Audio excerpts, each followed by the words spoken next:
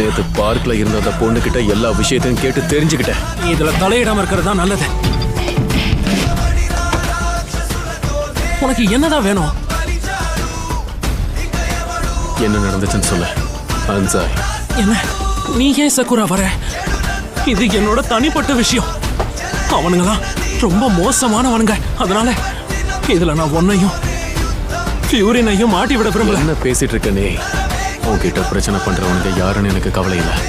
அதனால இனி இது உன் பிரச்சனை மட்டும் கிடையாது. இனி இது என்னோட பிரச்சனையும் தான்.